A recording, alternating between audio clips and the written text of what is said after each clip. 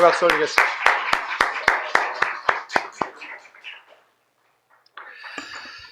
네, 오늘은 2025 워터게이트의 부흥이라는 제목으로 하나님 말씀을 함께 듣도록 하겠습니다. 오늘 하나님 말씀은 내일부터 시작되는 대림절 늦은비 특별 새벽기도회가 꼭 이렇게 됐으면 좋겠다 하는 소망을 가지고 준비한 말씀인데요. 사랑하는 여러분, 간절히 소망하기는 이번 대림절 늦은비 특별 새벽기도회가 정말 말 그대로 늦은비는 한 해 동안 농사한 것이 열매를 잘 맺도록 하는데 꼭 필요한 그런 비가 늦은비인데, 우리에게 하나님께서 특별한 늦은비를 폭포수처럼 허락해 주심으로 저와 여러분들의 믿음과 삶이 하나님 앞에서 온전하게 세워지고 열매를 맺게 되는 그런 은혜가 충만하게 임하는 대림절 특별 새벽기도회가 될 수 있기를 주님의 이름으로 축복합니다. 그리고 정말 소망하기는 나중에라도 훗날에 우리 교회 역사 가운데서 2025년 대림절 특별 새벽기도회는 정말 워터게이트의 부흥과 같은 사건이었다, 이렇게 기억되어 줄 수 있는 은혜가 있게 되기를 다시 한번 주님의 이름으로 축복합니다.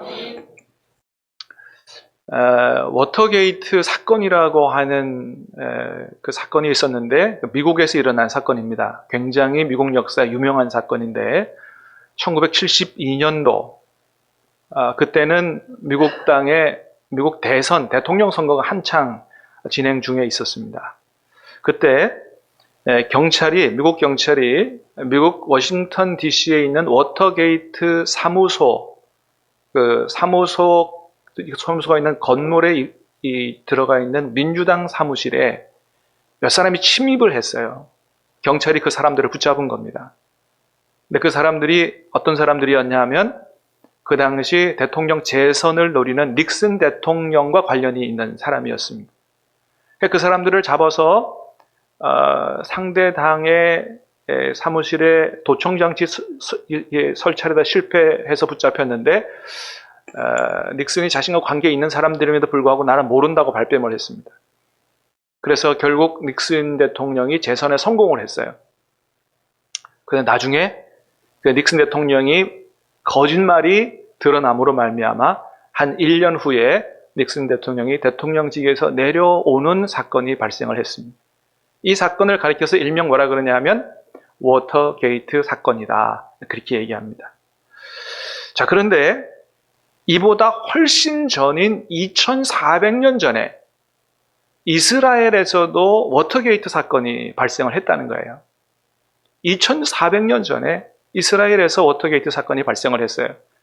그 이스라엘에서 일어난 워터게이트 사건, 2400년 전에 일어난 사건을 잘 기록해서 보여주는 게 어디냐 하면 바로 오늘 우리가 읽은 오늘 본문의 말씀입니다. 왜 오늘 본문의 사건을 워터게이트 사건이라고 부르느냐? 오늘 본문의 이스라엘의 부흥의 사건이 바로 워터게이트 앞에서 일어났기 때문이에요. 1절 말씀을 한번 같이 보겠습니다. 시작. 이스라엘 자손이 자기들의 성읍에 거주하였더니 7째 달에 이르러 모든 백성이 일제히 수문 앞 광장에 모여. 어디 앞에 모였다고요? 수문 앞 광장에 모였다는 거예요. 큰 광장에 모였는데 그 광장은 어디 앞에 있다? 수문 앞에 있다. 이스라엘에는 지금도 가보면 이스라엘에 들어가는 여러 문이 있어요. 뭐 분문도 있고 금문도 있고 여러 문이 있어요. 그 중에 하나가 수문이라는 문이에요. 수문. 한자로 물수자, 문문자예요. 영어로 번역하면 뭐라고요? 그게 워터게이트예요. 그래서 오늘 본문 안에 일어난 이스라엘의 놀라운 부흥의 사건이 수문 앞에서 일어난, 워터게이트 앞에서 일어난 사건이기 때문에 오늘 본문을 가리켜서 일명 이스라엘의 워터게이트 사건이다, 이렇게 부르는 겁니다. 그런데 이 이스라엘의 워터게이트 사건은 미국 땅에서 일어난 워터게이트 사건과는 성격이 정반대였습니다. 미국 땅에서 일어난 워터게이트 사건은 나라를 아주 혼란하게 하는 이런 불행한 사건이었던 데 반해서 오늘 본문에 나타난 이스라엘의 워터게이트 사건은 황폐해진 나라를 다시 일으켜 세우는 개혁운동이었고 부흥운동이었다는 거예요. 사랑하는 여러분, 간절히 바라기는 자, 내일부터 시작하는 우리 대림절 특별 새벽 기도회가 정말 하나님이 충만한 은혜를 주시는 가운데 저와 여러분의 삶이, 믿음이 변화되는 개혁운동으로 이어질 수 있게 되기 바라고, 앞으로 2026년 우리 교회 앞날에 부흥의 불을 지피는 2025 워터게이트 사건이 될 수 있기를 주님의 이름으로 축복합니다. 자, 그러면 이 워터게이트 부흥운동이 어떻게 일어나게 됐는가? 오늘 본문을 조금 자세히 보면 이렇게 시작이 됐어요. 여러분 1절 말씀을 다시 한번 보겠습니다. 시작. 이스라엘 자손이 자기들의 성읍에 거주하였더니 일곱째 달에 이르러 모든 백성이 일제히 수문 앞 광장에 모여 학사 에스라에게 모세 율법책을 가져오기를 청하매. 자, 일곱째 달에 이르러 모든 백성이 일제히 수문 앞 광장에 모였다는 거예요. 그리고 학사 에스라에게 뭐를 가져오기를 청했다고요? 하나님의 율법책, 다시 말하면 성경책 가져오기를 청했다는 겁니다. 다시 말하면 2400년 전에 이스라엘 땅에 일어났던 놀라운 부흥운동이 에스라나 느헤미야의 같은 지도자를 통해서 시작된 게 아니라는 겁니다. 누구를 통해서 시작이 됐다? 백성들로부터 시작이 된 놀라운 부흥운동 사건이었다는 거예요. 여러분, 그렇습니다. 모든 교회 부흥이 꼭 지도자들이 하자 그러고 모이라 그러고 강제로 동원하고 이렇게 해서 일어나는 게 아니라는 것입니다. 누구를 통해서 일어날 수 있다? 일반 성도들을 통해서 얼마든지 하나님이 부흥의 역사를 일으키실 수 있다라고 하는 것을 잘 보여주는 거예요. 사실은 이게 더 바람직한 겁니다. 안 하려고 하는 성도에게 하자 그러고 강제하고 하는 것보다 어떻게 해요? 여러분들 마음에 정말로 하나님을 사모하고 말씀을 사모하고 새롭게 하나님을 섬기고자 결단하는, 열망하는 이런 마음이 일어나서 부흥운동이 일어나는 것이 사실은 더 바람직한 거였죠. 여러분, 2절에 보니까 그때가 7월 1일이었다 그랬어요. 한번 보겠습니다. 시작.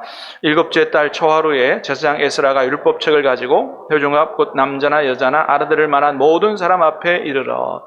자, 그 부흥운동의 시작이 며칠이었다고요? 7월 1일이었다는 겁니다. 7월 달은 이스라엘의 종교력으로 티슈리월이라고 하는 달인데, 종교력으로 그렇지 민간력으로는 이게 이스라엘 사람들에게는 1월에 해당하는 달이었어요. 1월. 그래서 1월인데 7월 1일에는 나팔절이 있고요. 한 해를 시작하는 것을 알리는 나팔절이 있고, 7월 10일 가면 이스라엘 전체, 그동안 용서받지 못한 죄를, 이스라엘 전체 백성들의 죄를 용서받는 그런 제사를 드리는 대속죄일이 있습니다. 그래서 한 해를 시작하는 7월 1일 나팔절부터 대속죄일까지 한 10일 동안은 이스라엘 사람들이 어떤 기간으로 가지냐 하면 회개의 기간으로 가집니다. 다시 말해서 한 해를 하나님 앞에 시작하면서 뭐부터 하면서 시작하자? 회개하면서 자신의 삶을 돌아보고 하나님 앞에 모든 죄를 내어놓고 회개하고 용서받음으로 한 해를 시작하자 하는 것이 그 이스라엘 백성들의 마음이었다는 거예요. 여러분, 오늘 본문의 시간적 배경이 한 해를 시작하는 마당에 이루어진 회개와 부흥운동, 이것이 어찌 보면 우리로 말하면 우리의 이 대림절과 같은 시간이다라고 하는 겁니다. 우리가 지금 지나고 있는 대림절 절기가 12월 달에 있습니다. 태양력으로 따지면 한 해의 마지막이지만 이 대림절은 우리의 교회력으로 따지면 한 해가 시작하는 절기이기도 해요. 우리의 대림절은 오늘 본문의 이스라엘 백성들의 시간과 거의 같다는 것이죠. 이 이스라엘 백성들이 한 해를 시작하면서 이렇게 생각했다는 거예요. 더 이상은 우리가 이렇게 살아서는 안 되겠다. 더 이상은 우리가 이렇게 하나님을 섬겨서는 안 되겠다. 정말 새롭게 모든 죄를 자백하고 정말 이제는 새롭게 한 해를 시작하면서 하나님의 뜻대로, 하나님 기뻐하시는 대로 살아야 되겠다라고 하는 마음이 백성들의 마음 안에서 충만하게 일어나기 시작했다는 거예요. 그래서 일제히 백성들이 자원하여 수문 앞 광장에 모이고 지도자 에스라에게 뭘 읽어달라? 성경책 가져와서 하나님 말씀을 읽어달라고 요청을 백성들이 한 것입니다. 여러분, 그 백성들의 마음에 이런 마음들이 공통적으로 일어났다는 거예요. 누가 주신 마음일까요? 어떻게 그 백성들의 마음에 공통적으로 그런 마음이 일어났겠어요? 여러분, 하나님이 주신 줄로 믿습니다. 간절히 소망하기는 이번 대림절 특세 기간 동안에 하나님께서 저와 여러분의 마음속에 이런 하나님의 은혜를 사모하는, 정말 하나님을 바르게 새롭게 살기를 원하는 이런 마음과 은혜와 감동 주시기를 주님의 이름으로 축복합니다. 여러분, 우리가 떡으로만 사는 것이 아니고 하나님의 입으로 나오는 하나님의 말씀으로 사는 줄로 믿습니다. 다른 사람들은 몰라도 하나님의 백성들은 알아요. 떡으로만 사는 게 아니다. 진짜 우리를 살리는 것은 하나님의 말씀이다. 여러분, 그래서 여러분이 가진 성경을 정말 귀하게 여기셔야 돼요. 세상에서 가장 귀한 것은 바로 하나님의 말씀이다. 여러분, 이런 마음들이 있게 되기를 주님의 이름으로 축복합니다. 그런데 요즘은 성경이 너무 흔해서 그냥 찍어내는 게 성경이고, 이 당시에는 성경이 하나밖에 없었어요. 그러니까 에스라에게 성경 읽어달라 그러죠. 요즘은 성경이 너무 많아서 그런지 하나님의 말씀을 귀하게 여기는 경향이 많이 식어지는 것 같아서 너무 안타까운 거예요. 여러분, 몇만 원 주면 살 수 있는 성경, 그 몇만 원의 가치가 아니에요. 여러분, 그 성경을 하나님이 저와 여러분에게 어떻게 만들어 주신지 아세요? 하나님이 그 성경을 써서 주시기 위해서 무려 1600년 걸렸어요. 창세기부터 요한계시록까지 쓰여진 기간이 1600년이에요. 40명의 사람들을 동원해서 그 성경을 써서 1600년 걸려 쓰셔가지고 저와 여러분에게 주신 거예요. 저 튀르키예, 옛날 터키라고 하는 그쪽에 가면 성 소피아 성당이라고 있습니다. 제가 아주 오래전에 TV를 이렇게 보게 된 건데 좀 기억이 희미합니다만은 그 성 소피아 성당에 보관된 사본, 성경, 옛날 사본, 고대 사본을 하나 소개해주는 그런 내용이었는데, 얼마나 보물처럼 여기는지, 이거 아무한테나 안 보여주는 거라고 하면서 하는데, 그 성당의 사제가 그 보관된 성경을 가져와가지고 TV 앞에 이렇게 설명해 보여주는데, 사제가 흰 장갑을 꼈어요. 그리고 책장 하나를 넘기는데 부들부들 떨어요. 혹시나 망가지지는 않을까 싶어가지고. 그래가지고 책장을 하나하나 넘기는데 그 한 장 한 장마다 다 뭐가 들어가 있냐 하면 얇은 습자지 같은 게 들어가 있어요. 왜요? 습기에 상하지 말라고. 그 습자지를 떼고 다 보는데 뭘로 써있냐 하면 성경 글씨가 황금으로 써져 있습니다. 와, 세상에 누가 쓴지는 모르지만 하나님의 말씀을 얼마나 소중히 여겼으면 하나님 말씀 뭐로 썼다고요? 황금으로 썼다는 거예요. 그래서 그 성경을 완전히 그 성당에서 보물처럼 해서 보관을 하고 있는데, 여러분, 그러나 그 성경보다 여러분에게는 여러분이 가지고 있는 성경이 더 귀한 줄로 믿으시기를 바랍니다. 왜요? 그거 갖다 줘도 못 읽어요. 전부 헬라어로 돼 있어가지고 금으로 덧칠해서 갖다 준 성경 아무리 갖다 줘도 못 읽어요. 여러분, 여러분이 가지고 읽을 수 있는 성경이 더 귀한 성경인 줄로 믿으시길 바랍니다. 정말 하나님 말씀을 귀하게 여겨야 돼요. 그 말씀을 날마다 읽으시고 묵상하시고 먹어버리시기를 바라고, 여러분 거기서 하나님을 만나게 될 줄로 믿습니다. 살아계신 하나님의 음성을 듣게 될 줄로 믿습니다. 영원히 살아요. 인생이 바뀌는 거예요. 정말 하나님 말씀을 창념하고 하나님 말씀의 사람이 되면 완전히 다른 사람으로, 정말 위대하고 멋진 사람으로 그렇게 하나님 앞에 쓰임받고 살아갈 수 있다는 것입니다. 저도 제가 성경책을 살 때마다 성경책 앞에 써놓는 글귀가 있어요. 뭐라고 써냐, 지금 가지고 있는 성경에 쓴 글귀인데, 이 책은 설교의 도구가 아니라 내 영혼을 살리는 하나님의 생명의 말씀이다. 저는 성경을 항상 그렇게 대해왔어요. 설교하기 위해서 성경을 읽는 게 아니에요.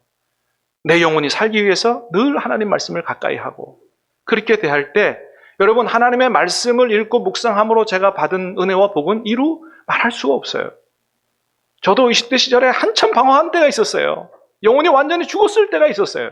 그러나 하나님 말씀으로 인해서 제 영혼이 살아났고 더 이상 방황하지 않게 됐고, 할렐루야, 하나님이 원하시는 길과 복받는 길을 알게 돼서 제 인생이 완전히 달라지게 된 것입니다.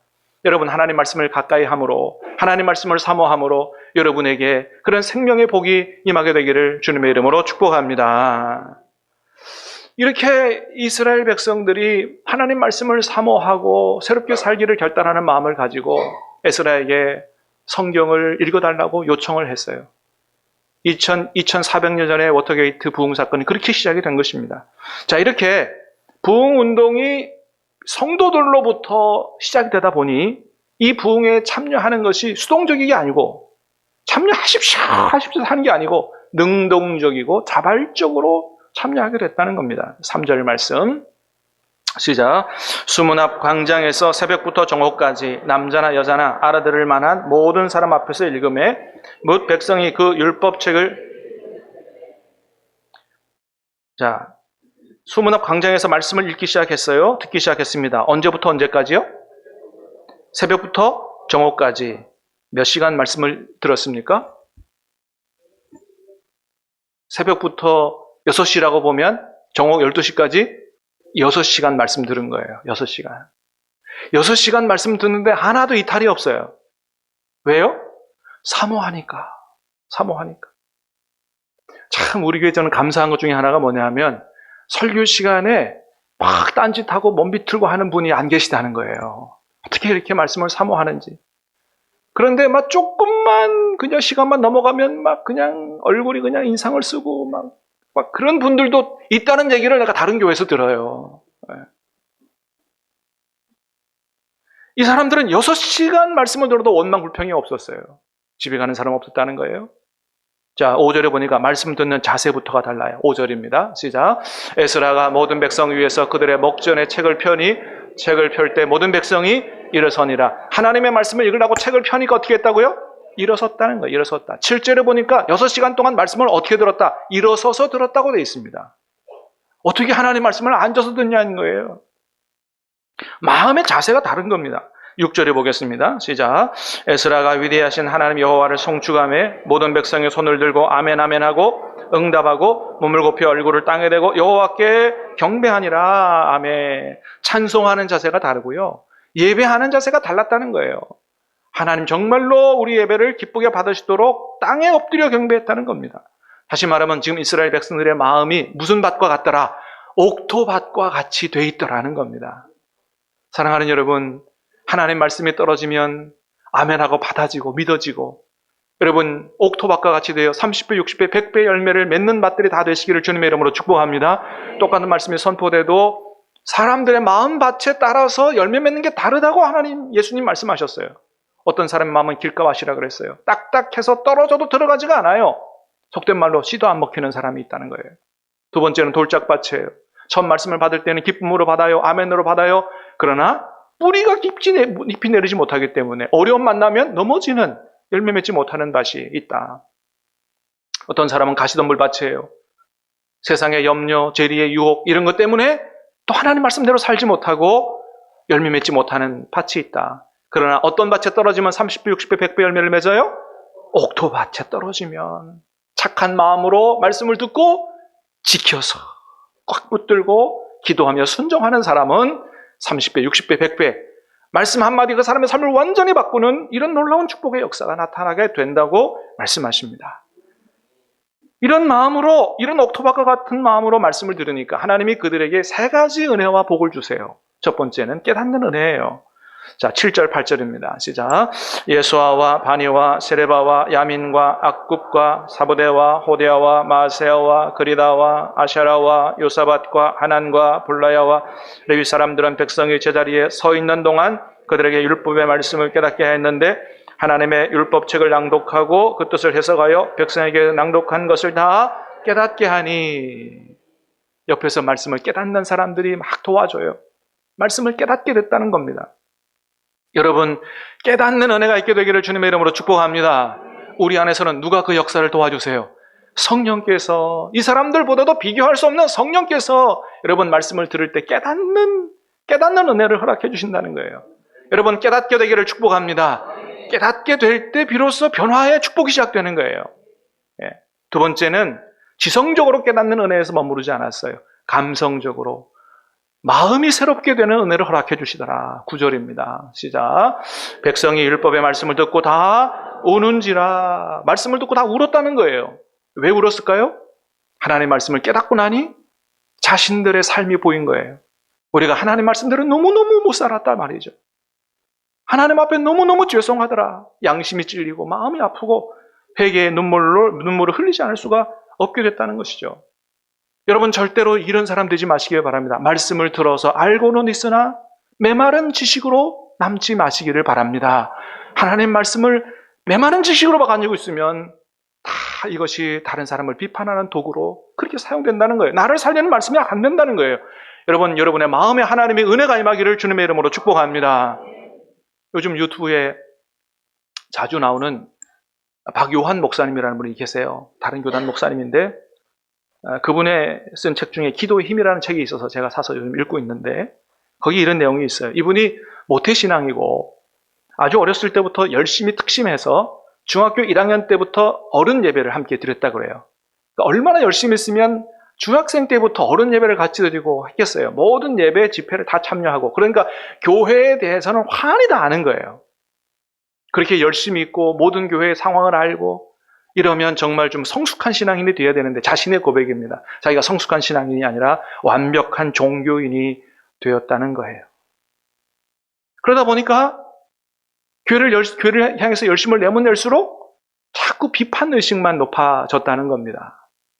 예배 참여하고 집회 참여해서 은혜는 받았지만 정말 자신의 삶을 완전히 뒤바꿀 만한 그런 성령 체험을 못했기 때문에 하나님 말씀이 지식으로만 머물고 다른 사람을 비판하는 그런 비판의식이 높아졌다는 거예요. 대학에 몇 번 떨어지고 나서 하나님 앞에 좀 겸손해져서 하나님 말씀을 사모하는 좀 말씀을 제대로 좀 듣고 싶은 이런 열망이 생겨서 막 찾아다니다가 어떤 집회에 참여했대요. 근데 그 집회에 참여했는데 목사님의 말씀이 설교가 영 시원치 않은 거예요. 속으로 그런 마음이 들었답니다. 어떻게 설교를 못해도 저렇게 못하나. 설교를 못하면 좀 짧게라도 해야 되는데 어느덧 1시간을 넘어가고 1시간 반까지 가더라는 거예요. 안에서 막 짜증이 막 엄청나게 올라오는데 1시간 반쯤 됐더니 이제 말씀을 마치겠습니다. 그러더래요. 속에서 할렐루야가 올라오더래요. 할렐루야 하고 막 그냥 기분이 막 엎드리려고 그러는데 그 목사님이 맨 마지막에 하신 말씀 마치기는 하는데 한마디만 더 하겠습니다. 그래요. 짜증이 막 엄청나요. 근데 그 목사님 하시는 말씀 이런 말씀 하시더래요. 혹시 이 자리에 누구를 비난하는 사람이 있습니까? 그런 마음 있는 사람 회개하시기를 바랍니다. 주님께서 말씀하시기를 하나님 앞에 비판받지 않으려면 다른 사람 비판하지 마시기를 바랍니다. 이런 말씀을 탁 하시는데 그 한마디 말씀이 1시간 반 동안 은혜 못 받았는데 그 말씀이 자기 마음에 콱 와서 박히더래요. 도저히 그 말씀 때문에 마음이 아파서 그대로 못 있다가 기도방으로 갔답니다. 기도방으로 가서 하나님 앞에 막 회개를 하는데 눈물이 쏟아져 나오더래요. 눈물이 쏟아져 나오면서 회개 기도하는데 그렇게 시작한 회개로 자기 안에 교만, 종교적인 의, 비판, 정죄, 날카로운 입술, 강박한 마음 막 회개하는데 나중에는 눈물이 아니고 콧물이 나오더랍니다. 완전히 자신이 하나님 앞에서 박살나고 하나님 앞에 떼굴떼굴 구르면서 기도하는데 나중에는 침이 나오더래요.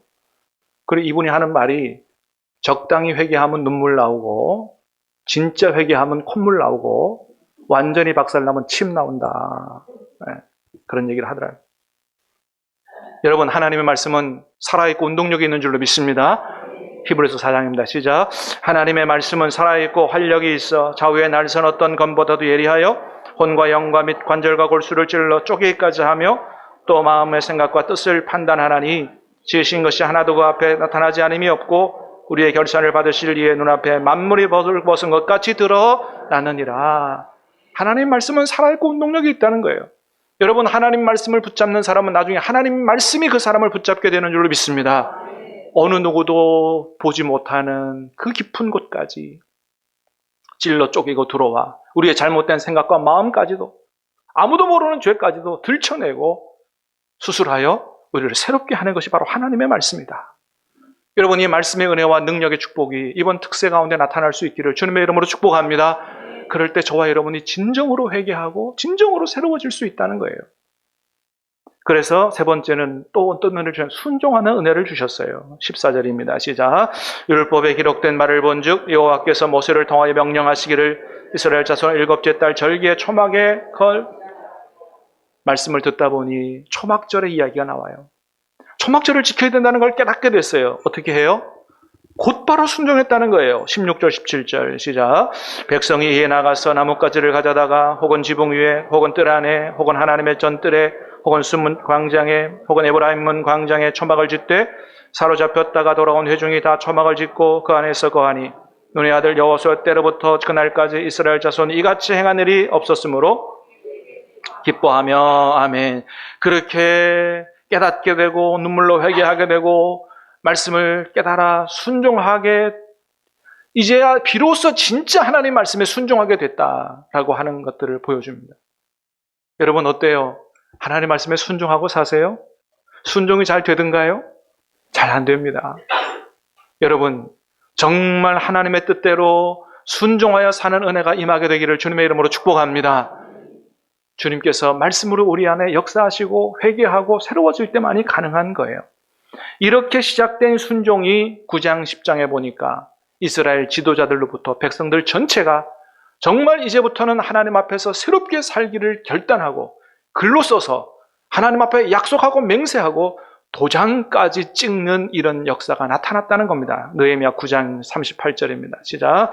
우리가 이 모든 일로 말미암아 이제 견고한 언약을 세워 기록하고 우리의 방백들과 우리 사람들과 제사장들이 다 인봉하나이다 하였느니라. 아멘. 하나님 앞에 결단한 것이 말로만이 아니었다는 거예요. 맹세한 게 말로만이 아니었다는 거예요. 글로 썼다는 겁니다. 나중에 도장까지 찍었다는 거예요. 어떤 일이 있어도 내년 한 해는 새롭게 하나님을 섬기고 살겠다고 아주 하나님 앞에 결단하고 약속한 것입니다. 여러분, 우리도 한번 이렇게 해봤으면 좋겠어요. 하나님, 내년 한 해는 더 이상 이렇게 하나님을 섬기지 않겠습니다. 섬기는 동 마는 동 하지 않겠습니다. 기도하는 동 안 하는 동 하지 않겠습니다. 기도의 자리를 지키고 예배를 목숨같이 여기고 하나님 말씀에 순종하여 정말 하나님 앞에 바르게 살겠습니다. 글로 적고 도장도 찍고 여러분 하나님 앞에 한번 맹세하고 약속하고 결단하는 시간을 가지시기를 바랍니다. 그리고 목숨 걸고 그렇게 지키고 산다면 내년 한 해는 하나님이 저와 여러분의 삶에, 가정에, 우리 교회에 놀라운 은혜와 부흥의 역사를 허락해 주실 줄로 믿습니다. 내일부터 시작되는 특별 새벽기도 여러분 사모하면서 참여합시다. 늦은 비의 은혜를 허락해 주십시오. 사모하는 영혼을 만족하게 하실 줄로 믿습니다. 이번 대림절 특별 새벽기도회가 우리 교회 역사 훗날에 2025년 워터게이트의 부흥사건으로 기억될 수 있기를 우리 예수님의 이름으로 축복합니다. 찬양하고 기도하겠습니다.